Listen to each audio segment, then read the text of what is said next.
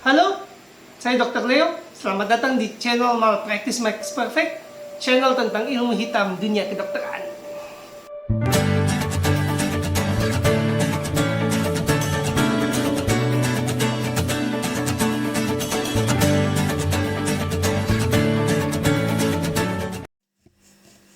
Mencegah lebih baik dari mengobati. Buat yang punya duit. Playlist ini kita akan bicara tentang stroke. Kita mulai dari pencegahan stroke. Kita akan bicara tentang manajemen stroke di UGD, apa yang dilakukan di UGD, dan bagaimana caranya menghadapi komplikasi dan mencegah komplikasi stroke.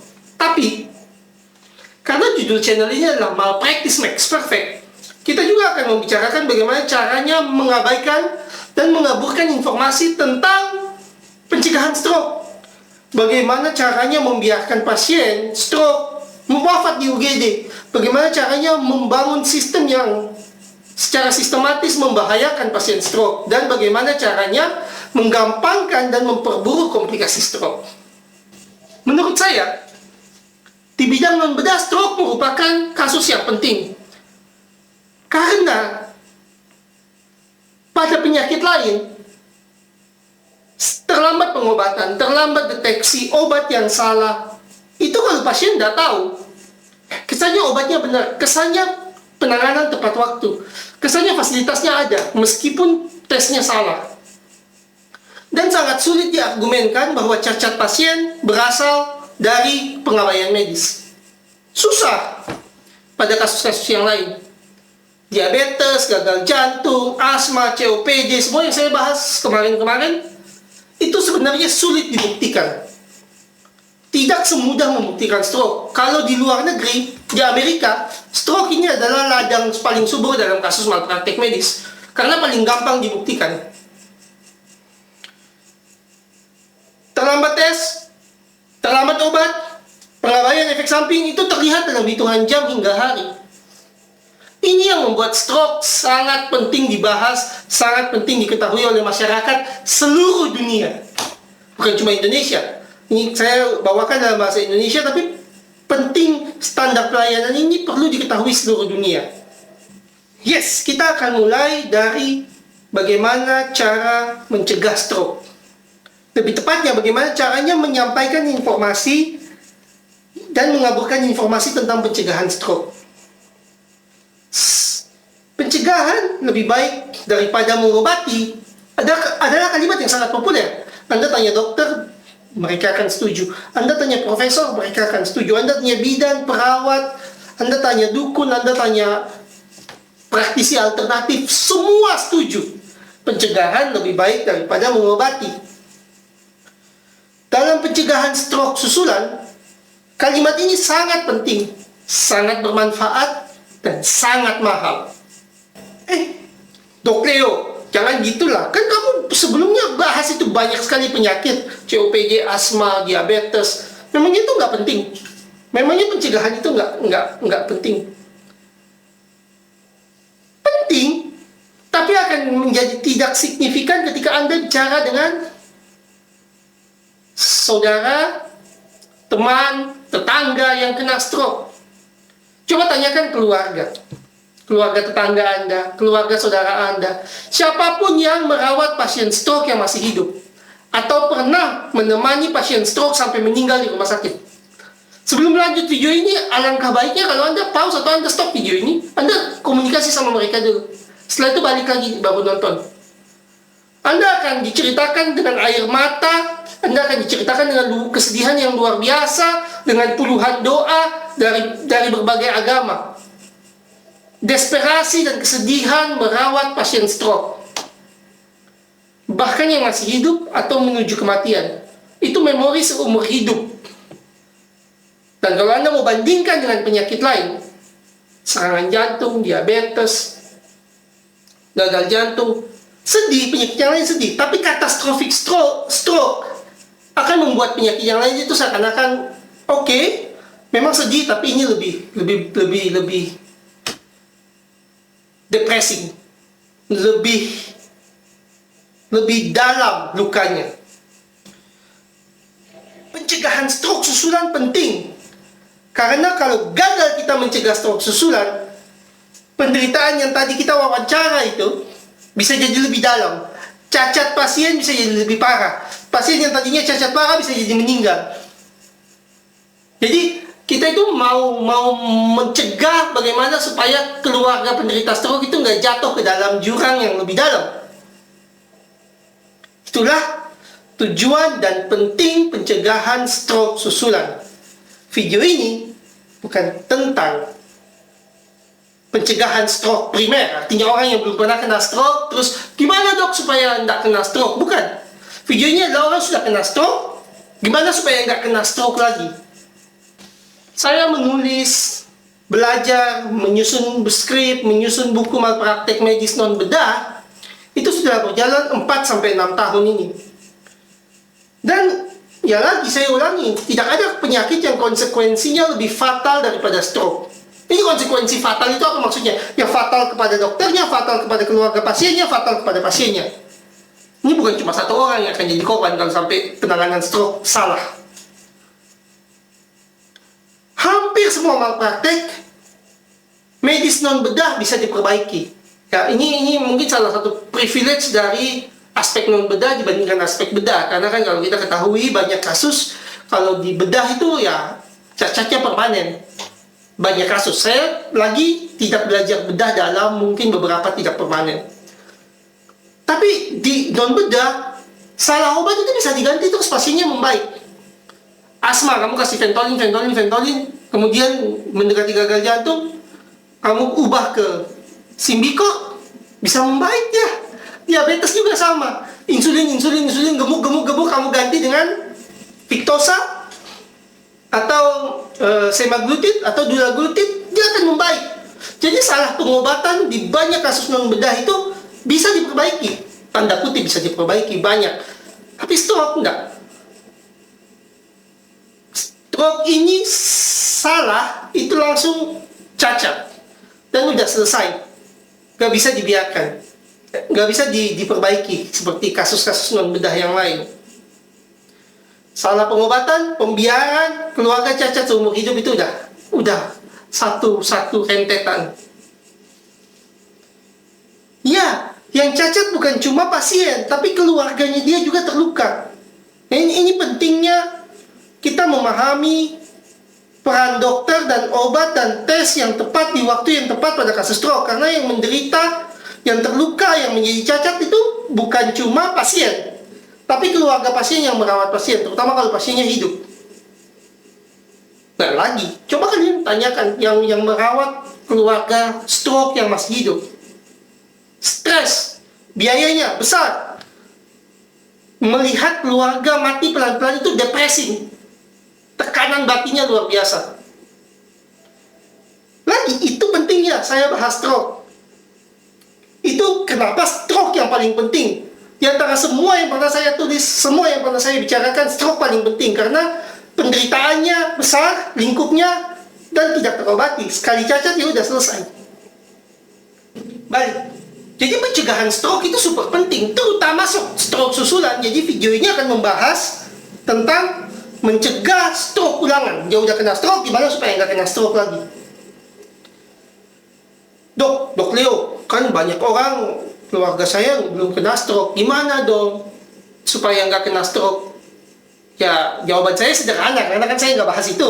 Tapi kalau kamu mau jawaban singkatnya, ya pastikan kamu berobat dengan benar, gitu aja. Atau pastikan kamu benar sehat kalau nggak punya penyakit sama sekali.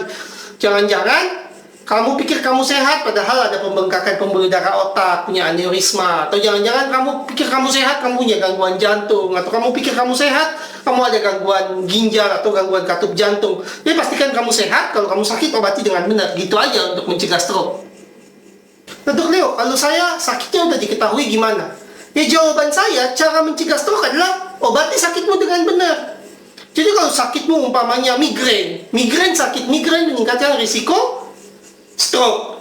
Penggunaan NSAID atau OAIDs, obat antiinflamasi non-steroid, meningkatkan stroke. Penggunaan intens ergotamin meningkatkan risiko stroke. Bayangkan kamu ke dokter Leo, migrain, kamu dikasih ketorolak, dikasih ergotamin. Bukannya dikasih plasmiditan atau sumatriptan.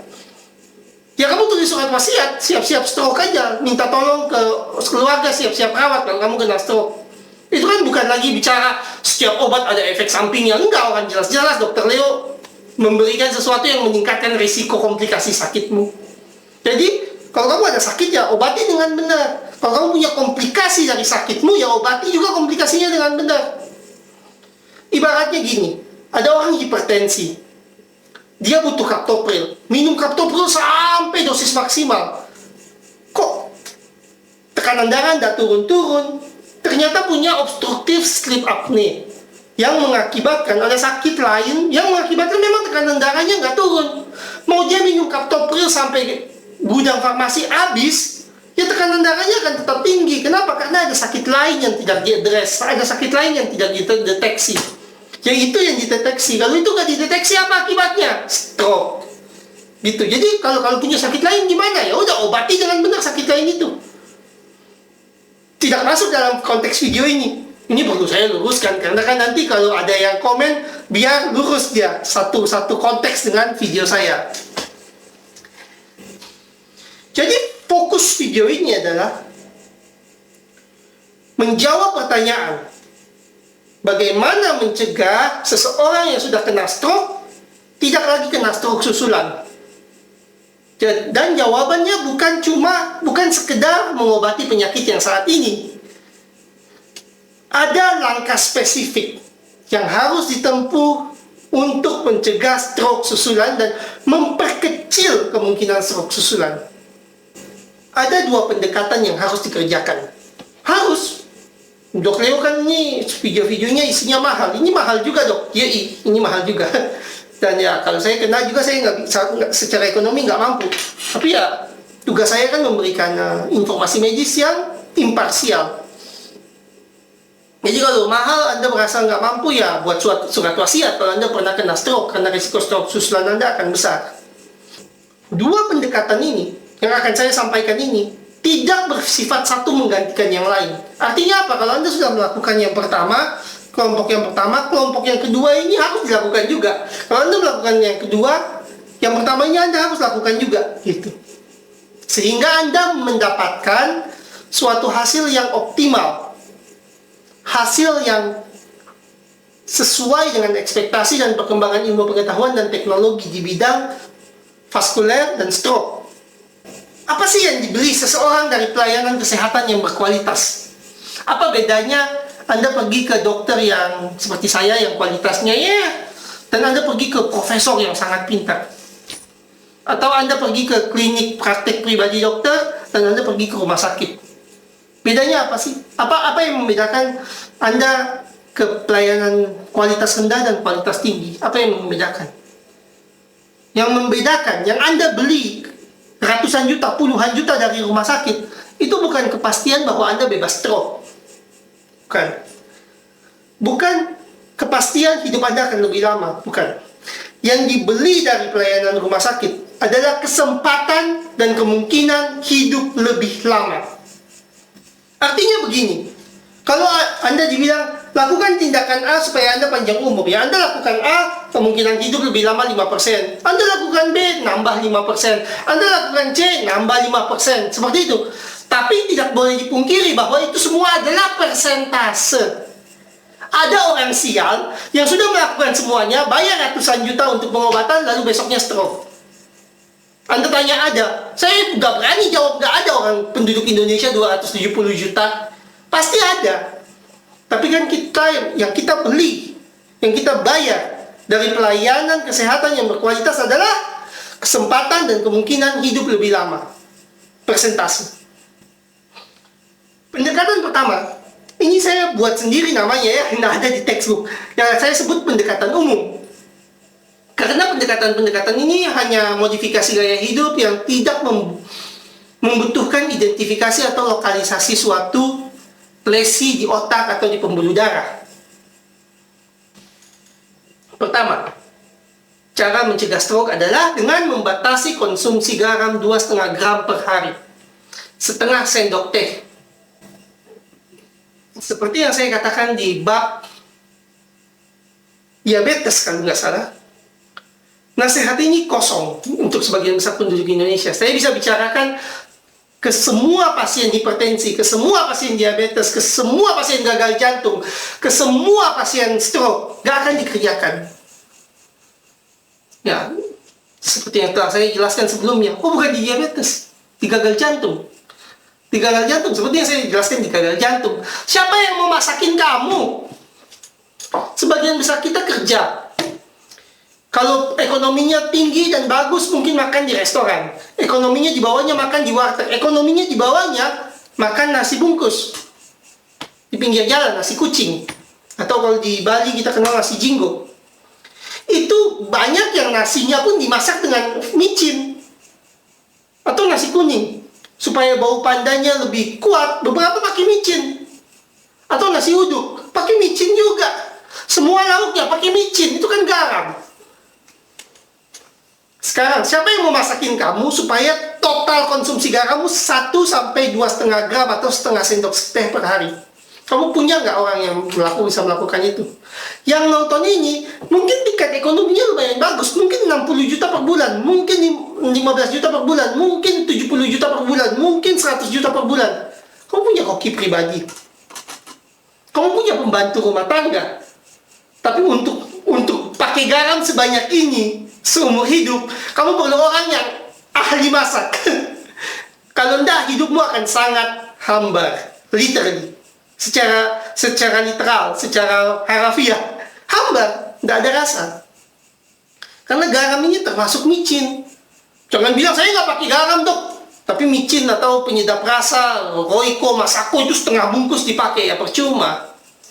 Itu kan terhitung sebagai garam. Jadi nasihat ini sebenarnya kan kosong. Sebagian besar orang nggak bisa melakukan. Harus benar-benar kaya dan memang punya dedicated chef, punya koki pribadi. Kalau enggak, ini kemungkinan ya saya hanya bicara aja keluar. Pak, batasi konsumsi garamnya supaya umurnya panjang. Tidak akan dikerjakan. Dan alasannya ya praktis. Siapa yang mau masakin?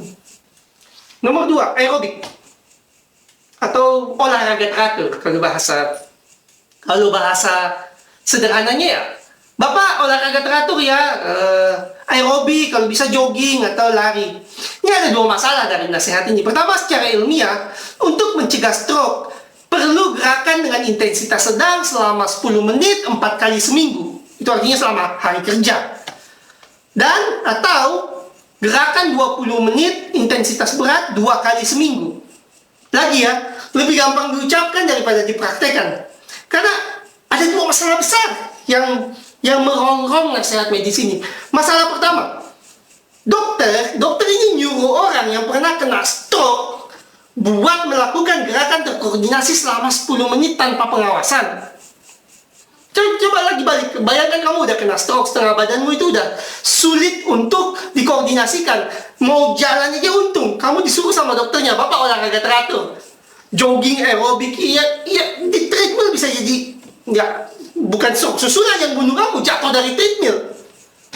Atau kalau aerobik, keseleo, cedera itu bukan hal yang nggak mungkin. Atau kalau kamu bilang, oke, biar murah, ya udah saya pakai sepatu, terus saya jogging. Kamu pernah stroke, kamu jogging tanpa pengawasan, kalau jatuh di jalan, itu bisa jadi jogging terakhir dalam hidupmu. Ya. Jadi, untuk bilang bahwa Bapak olahraga teratur, itu kalau di guidelines-nya adalah bahwa Bapak olahraga didampingi oleh ahli, oleh trainer, oleh dokter kedokteran fisik dan rehabilitasi, oleh orang yang memang terlatih dan terbiasa untuk menemani dan mendampingi pasien stroke dalam melakukan aerobik. Gerakannya juga sudah didesain untuk pasien stroke. Karena kan pasien stroke gak bisa kamu minta aerobik seperti pasien yang non-stroke atau penderita non-stroke. Koordinasinya akan lebih sulit. Padahal kita mencapai target detak jantung untuk intensitas sedang dan intensitas berat selama 10 dan 20 menit ini kan sama stroke dan non-stroke. Jadi tidak semudah mengatakan bahwa Bapak olahraga teratur, dia ini pernah stroke, siapa yang akan mengawasi? Itu kan biaya tambahan. Bahwa pasien ketika diminta olahraga teratur berarti harus ada yang ngawasi, siapa? Masalah kedua, aerobik ini bahkan kalau pasien bilang stroke saya ringan, saya bisa berfungsi dengan baik, saya bisa olahraga seperti itu. Kita ini sama-sama nyari makan. Kerja 8 jam, istirahat 8 jam dengan keluarga, aktivitas lain-lain, tidur 8 jam. Ya, termasuk penderita stroke atau TIA yang pernah mengalami stroke. Kalau kita aerobik selama 10 menit, maka pasien membutuhkan waktu setidaknya 1-2 jam untuk diambil dari waktu istirahatnya atau waktu kerjanya, supaya kalau dia freelancer, umpamanya dia ojek online, umpamanya dia driver freelancer, atau dia proyek on call per proyek, tukang, dia harus buang waktu kerjanya dia. Aerobik 10 menit intensitas sedang, itu artinya apa? Pemanasan 10 menit atau 20 menit malah, supaya mencapai intensitas sedang.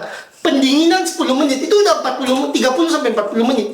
Dia masuk ke tempat latihan, atau kalau dia memang jalan jogging di lapangan, dia ke lapangan itu udah transport ke lapangan. Selesai dia pendinginan, dia masuk mobil atau naik motor, balik ke rumah mandi. Selesai mandi baru dia bisa lanjut kerja, kalau dia belum kelelahan buat lanjut kerja.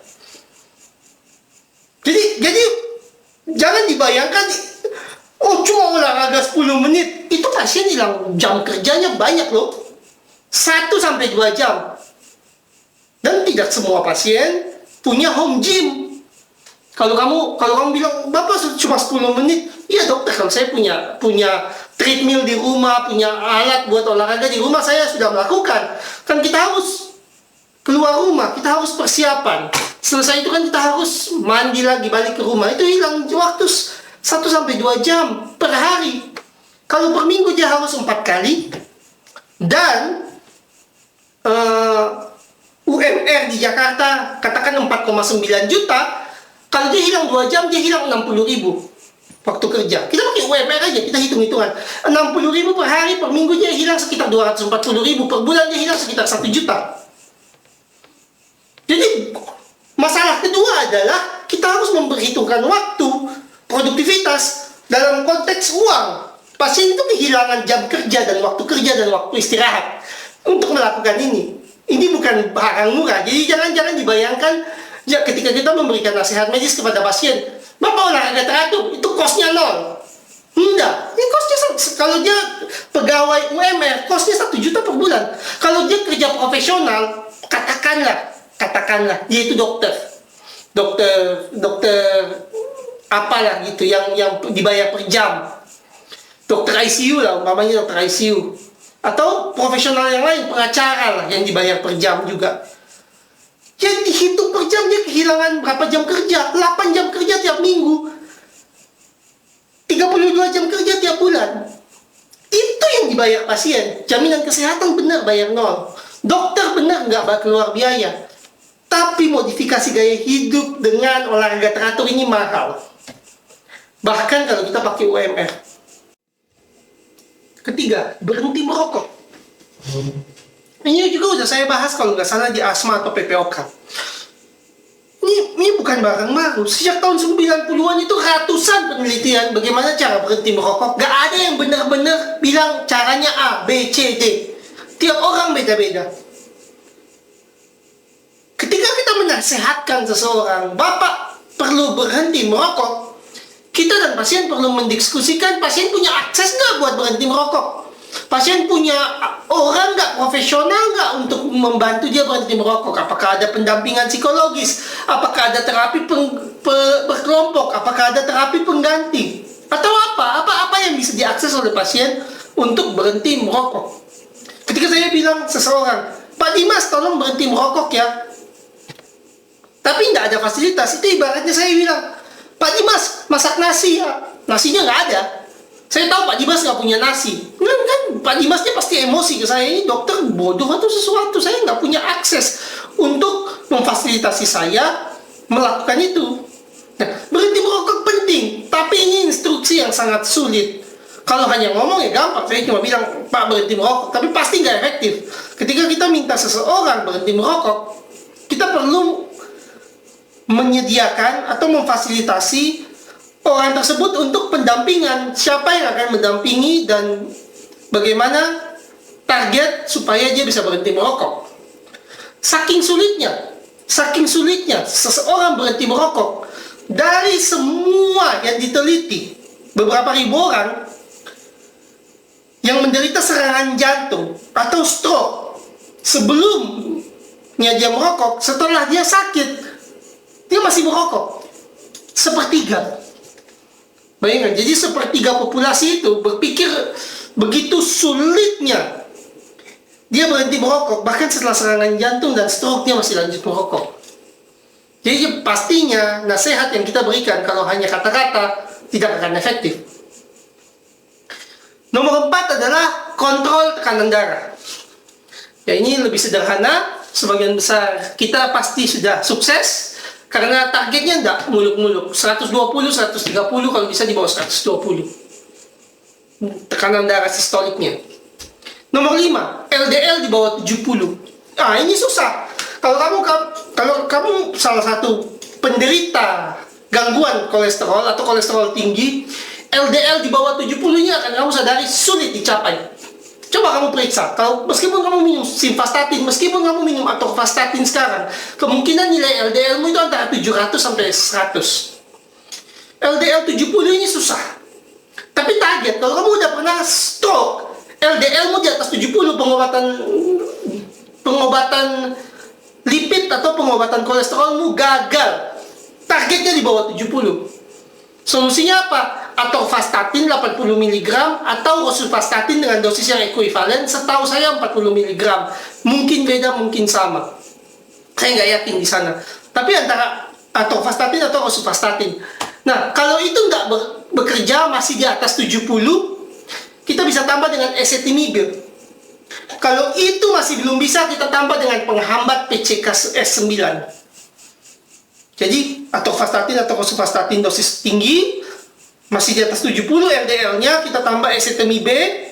Masih di atas 70 LDL-nya, kita tambah dengan PCKS9, penghambat PCKS9. Ini sesuai guidelines, bukan saya yang ngarang. Terus kemudian akan ditanyakan bahwa di Indonesia banyak soalnya. Dok, lupa ya, di Indonesia itu ada namanya fibrat.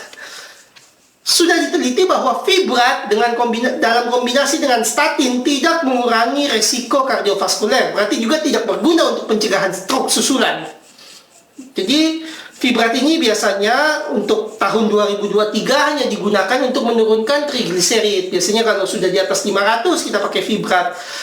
Kalau nggak ada obat lini pertamanya.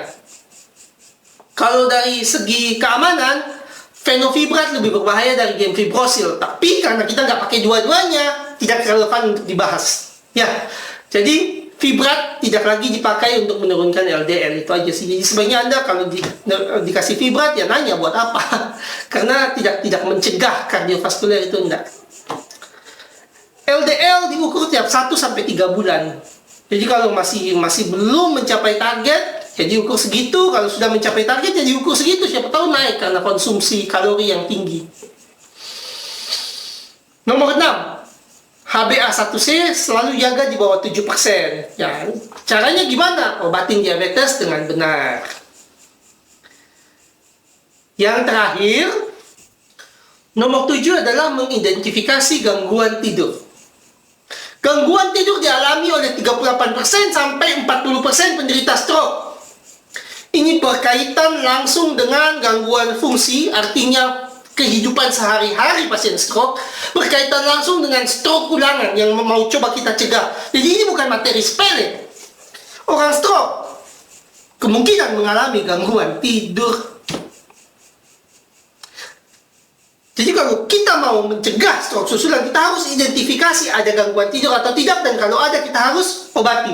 Terutama pada pasien dengan berat badan berlebih, obesitas atau kelebihan berat badan itu. Itu akan meningkatkan risiko gangguan tidur pada pasien stroke. Gangguan tidur yang umum kita kenal adalah obstructive sleep apnea. Ya itu bahasa canggih kedokteran. Sederhananya gini, gangguan tidur yang sering terjadi adalah pasien tiba-tiba berhenti nafas saat tidur. Serem enggak? Orang tiba-tiba tidur.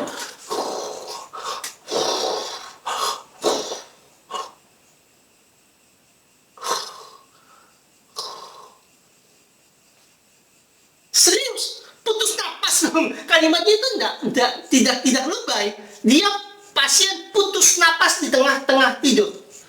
Itu bahaya dan perlu diidentifikasi. Nama alat identifikasinya adalah polisomnografi. Dan kalau memang teridentifikasi bahwa pasien stroke ini mengalami gangguan tidur, maka dia perlu diobati dengan CPAP atau BiPAP, alat bantu pernafasan yang membuka jalan napas pasien stroke, supaya kualitas tidurnya lebih baik.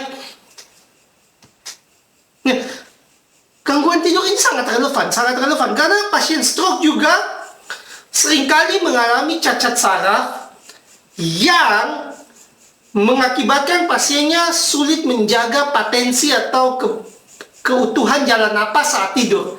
Lidahnya agak lumpuh, lidah jatuh ke belakang, dia mendengkur, dibiarkan napas putus. Untungnya otaknya membantu untuk membangkitkan napas itu lagi. Tapi kejadian ini relevan gitu, bahwa putus napas saat tidur memang terjadi dan pasien stroke memang sangat-sangat prone atau sangat-sangat vulnerable atau sangat-sangat rentan mengalami gangguan ini yang bisa mempercepat kematian pasien bersangkutan. 7 aja. Cukup gak? Sekarang saya tanya. Jadi gak gampang. 7 yang tadi itu gak butuh suatu pemeriksaan spesifik yang sangat amat detail, kecuali yang gangguan tidur, polisomnografi. Tapi 6 lainnya kan tidak. Pemeriksaannya basic. Tapi susah untuk dikerjakan. Jadi saya itu bukan nggak mau bahas gaya hidup pasien. Karena ketika saya bahas bagaimana cara kita meracuni pasien, karena sistem atau jaminannya fraud, balasannya adalah coba fokus ke perubahan gaya hidup dulu, jangan langsung ke obat. Perubahan gaya hidup itu jauh lebih mahal dari obat, jauh lebih sulit dari obat. Tidak bisa hanya sebatas Bapak, Ibu, kita ngomong sampai mulut berbusa, kalau penunjangnya nggak ada, kalau ahli yang mendampingi nggak ada, kalau pendampingan itu kosong, percuma, nggak akan berhasil. Itu hanya jadi kayak klise yang kita sampaikan ke pasien, padahal nggak bisa dikerjakan oleh pasien. Saya rangkumnya, Bapak Ibu batasi garam, siapa yang masakin? Aerobik, siapa yang awasi kalau cedera? Siapa yang meresepkan gerakan apa yang dibutuhkan? Dia ini mantan stroke loh, pernah stroke, bukan orang yang tidak pernah stroke. Berhenti rokok sulit, bahkan sepertiga yang pernah stroke, sepertiga yang pernah serangan jantung memilih lanjut berokok biar mati nggak apa-apa. Tekanan darah harus baik dikontrol, LDL di bawah 70. Atau vastatin kalau bisa ditanggung 80 mg per hari itu untung. Tapi kalau ezetimibe kemungkinan nggak ditanggung. Tunggu pasien komplikasi aja, karena ezetimibe terlalu mahal untuk ditanggung. HbA1c di bawah 7%, liraglutid sama dapagliflozin terlalu mahal, nggak ditanggung. Polisomnografi buat gangguan tidur, mimpi aja, nggak mungkin ditanggung. Mungkin kalau memang kasusnya viral, tapi untuk sebagian besar tidak akan ditanggung. Oke ya. Jadi saya bukan cuma bicara bahwa obat yang penting adalah ini seni meracuni pasien, obat yang harus didahulukan, enggak. Gaya hidup didahulukan kalau kalian mampu bayar, kalau kalian mampu beli. Ini sebagian besar penduduk Indonesia, sebagian besar kita seperti saya nggak mampu beli gaya hidup. Perubahan gaya hidup itu terlalu mahal. Makanya kita langsung ke obat. Bukan masyarakat Indonesia tidak mampu untuk melakukan gaya hidup sehat, tapi kenyataannya gaya hidup sehat itu mahal. Terutama untuk pencegahan sekunder, di mana orang pernah cacat kemudian mencegah cacat susulan dalam konteks stroke. Sekarang kita masuk ke tematik nomor 2. Ini ilmu kedokteran, jadi lebih teknis. Kita akan melihat stroke, pencegahan stroke dari aspek ilmu pembuluh darah. Jadi ya, stroke itu kan masalah pembuluh darah. Jadi apapun gelarnya, ketika seorang dokter melihat pasien stroke itu adalah masalah pembuluh darah. Entah karena pembuluh darah itu pecah atau tersumbat. 87% stroke disebabkan oleh sumbatan pembuluh darah. Jadi fokus kita adalah mencegah stroke akibat sumbatan pembuluh darah supaya tidak berulang sumbatan pembuluh darah tersebut terjadi. Jadi konteksnya saya batasi di sini. Jadi kalau Anda bicara pecahnya pembuluh darah itu udah nggak masuk di pembahasan yang sekarang. Karena kita mau mencegah supaya bagaimana supaya pasien yang tadinya pembuluh darah di otak itu tersumbat sudah diatasi di UGD, sudah diberikan arteplase, dilakukan trombektomi, sekarang balik ke masyarakat. Bagaimana supaya tidak lagi terjadi, supaya tidak lagi tersumbat pembuluh darahnya untuk kedua kalinya atau ketiga kalinya. Ya, konteksnya sudah saya batasi ya. Dari sudut pandang ilmu vaskuler atau ilmu pembuluh darah, pertanyaan yang paling penting dari sudut pandang ilmu vaskuler atau ilmu pembuluh darah adalah dari mana asal sumbatan yang pertama itu, yang stroke pertama itu dari mana sih? Kenapa dia bisa mengalami stroke pertama? Ya jawabannya kan bukan disantet. Jadi lemak atau gumpalan darah yang menyumbat pembuluh darah di stroke pertama itu berasal dari mana? Ada banyak. Kalau kita bahas itu textbook, bisa sampai 5, 6, 7, 8 penyebab yang mungkin. Tapi saya tangkap ada 4 yang umum menyebabkan sumbatan pembuluh darah atau asal dari sumbatan pembuluh darah itu sendiri. 4 ini adalah penyempitan pembuluh darah di otak yang besar, penyempitan pembuluh darah di otak yang besar, major intracranial artery, bahasa Inggrisnya gitu, tapi ya udah, sumbatan pembuluh darah di otak, bahasa sederhana aja. Sumbatan pembuluh darah di leher, ya bahasanya carotid stenosis. Tapi lagi, ngapain penyumbatan pembuluh darah di leher? Dokternya langsung tahu carotid stenosis. Atau gangguan katup jantung atau irama jantung. Atau penumpukan darah di jantung atau trombus di jantung yang mengakibat berpotensi lepas dan jadi sumbatan. Kita kenal sebagai istilah LV trombus. 4 ini aja. 4 ini aja. Nah, ini kan bahasanya udah, Pak, dok, saya tahu ini hal-hal kayak gini udah diajarin waktu kuliah. Pas saya lulus, nggak bisa dikerjakan dokter, terlalu mahal. Nah, nggak salah, memang mahal. Makanya saya edukasi ke Anda, karena kalau saya praktekkan jadinya kan tidak etis. Karena kan saya bukan dokter spesialis vaskuler. Saya hanya dokter umum. Saya nggak bisa praktekkan ini ke Anda. Tapi saya bisa sampaikan informasi ini ke Anda. Bahwa ya memang mahal. Pencegahan stroke susulan memang mahal. Saya nggak bilang murah. Supaya murah gimana taktiknya? Bagaimana supaya mengaburkan? Pentingnya identifikasi 4 hal di atas. Udah, aspirin clopidogrel aja. Jadi stroke-nya mau dari manapun ya aspirin clopidogrel aja, orang itu yang bisa ditanggung. Itu kan solusi yang singkat. Apa yang kita kasih tahu pencegahan yang lain kalau yang ditanggung cuma aspirin clopidogrel? Nah, mengabaikan sumber sumbatan dalam pencegahan stroke susulan itu pengabaian medis. Karena semua program modifikasi hidup di atas yang 7 hal itu, kalau benar pasien lakukan, kita sampaikan terus pasien habis puluhan juta buat dia lakukan. Dan kita tidak identifikasi penyebab stroke-nya dia, sumber stroke-nya dia akan tetap mengalami stroke. Contohnya, kalau pasien punya gangguan katup jantung umpamanya, katup jantungnya itu memang udah jelek, kaku. Lalu kita dengan gampangnya bilang, Bapak olahraga teratur. Dia kerjakan, dia sewa trainer, dia lakukan olahraga teratur. Kita nggak ekokardiografi, kita nggak tahu kondisi jantungnya gimana. Berakhirnya di mana? Berakhirnya adalah dia tetap kena stroke dan dia akan datang dengan gagal jantung. Karena kita suruh dia olahraga teratur tanpa tahu kalau jantungnya itu payah karena gangguan katup. Ya, jadi modifikasi gaya hidup yang di atas, 7 hal di atas itu penting. Tapi yang di bawah ini kalau kita abaikan, pas pengorbanan pasien sia-sia.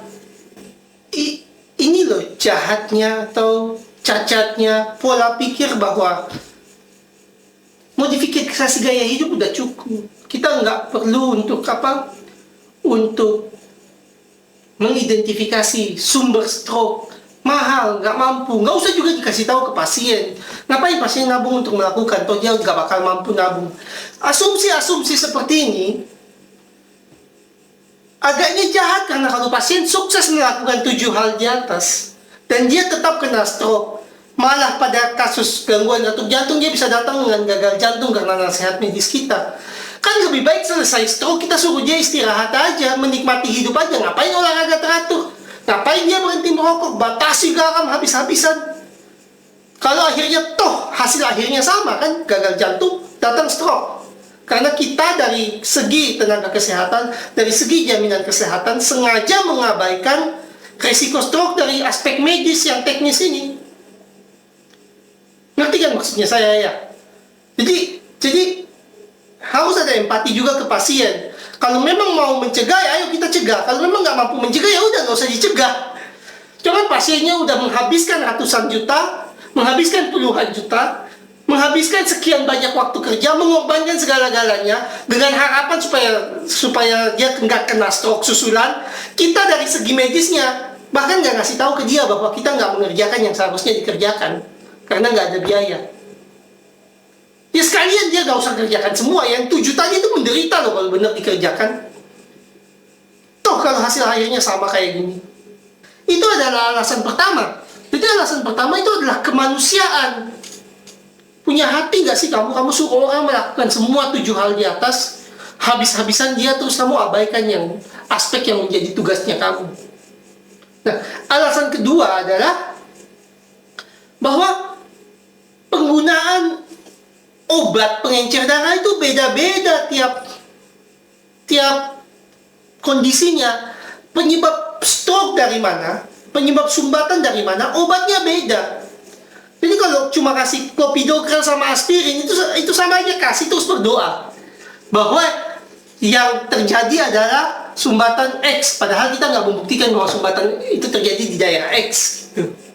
Nih contoh aja dalam praktiknya. Kalau ada keterlibatan pembuluh darah besar di otak, maka kita nggak boleh pakai warfarin, nggak boleh pakai heparin, nggak boleh pakai DOAC seperti dabigatran, stenting bypass juga nggak worth it katanya kalau untuk pencegahan. Tapi kita memang hanya pakai aspirin, clopidogrel, dan silostasol kalau memang keterlibatannya pembuluh darah besar di otak. Dan ini juga salah satu alasan, landasan penelitian ini jadi salah satu alasan mengapa terapi cuci otak yang dikerjakan oleh salah satu dokter itu menuai kontroversi, karena per evidence base perilaku ini atau tindakan terapi ini meningkatkan risiko komplikasi dan kematian dan tidak mencegah stroke susulan kalau stroke tersebut melibatkan pembuluh darah besar di otak, penyempitan pembuluh darah besar di otak atau major intracranial artery. Sumbatan pembuluh darah di karotid atau di leher itu bisa diperkecil dengan operasi oleh dokter bedah vaskuler. Jadi sumbatan yang di atas 70% lemaknya dikeluarkan dari pembuluh darah sehingga sumbatannya hilang dan risiko stroke berkurang. Atau kalau pasien mengalami atrial fibrilasi atau gangguan irama jantung tanpa ada gangguan katup, maka kita akan pakai DOAC, dabigatran dan sejenisnya. Kalau kita punya gangguan jantung ringan, gangguan katup jantung ringan, kita juga pakai DOAC. Ketika kita ada gangguan katup berat atau LV thrombus, kita akan pakai antikoagulan, warfarin, heparin, dan sejenisnya. Kalau kita ada gangguan katup berat ditambah penyempitan pembuluh darah besar di otak, kan nggak boleh pakai antikoagulan karena kan meningkatkan risiko pendarahan yang tadi saya ucapkan. Kita pakai Watchman device dipasang di katup jantung untuk mencegah pembentukan trombus atau potensi untuk sumbatan pembuluh darah. Kalau katupnya rusak parah, kita gantikan dengan katup mekanik, katup buatan. Jadi jelas gitu bahwa untuk mengetahui sumber stroke itu penting karena terapinya beda. Aspirin dan clopidogrel itu cuma benar kalau poin 1 benar. Kalau sumbatan pembuluh darah ini diakibatkan penyempitan pembuluh darah besar di otak, intrakranial, major intrakranial artery. Ya itu benar, aspirin clopidogrel. Tapi sisanya kan enggak. Sisanya itu perlu obat tambahan. Bahkan kalau ada gangguan katup, kita harus pakai Watchman device atau ganti katupnya. Jadi mengetahui sumber sumbatan itu penting di mana. Tanya dokternya kan, dok, oke, saya pernah stroke, sekarang sumber stroke saya di mana? Apa sumber stroke saya dari gangguan katup jantung? Apakah ada gangguan irama jantung? Apakah ada penyempitan pembuluh darah intrakranial atau penyempitan pembuluh darah di otak yang besar? Apakah ada penyempitan di pembuluh darah leher? Apakah ada LV thrombus? Atau ada perlengketan plak yang bisa sewaktu-waktu keluar dan mengakibatkan stroke dari dinding jantung?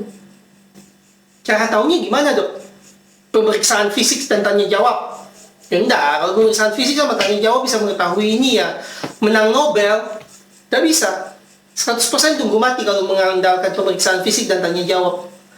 Yang dibutuhkan untuk lihat ada nggak penyempitan pembuluh darah di otak, penyempitan pembuluh darah di leher, MRA, magnetic resonance angiography. Untuk tahu ada LV thrombus atau gangguan katup jantung, dilakukan MRI jantung atau cardiac MRI dengan kontras. Jadi USG jantung ini kalimat yang lumayan berat gitu, karena kalau di gagal jantung saya bilang USG jantung sangat penting kan.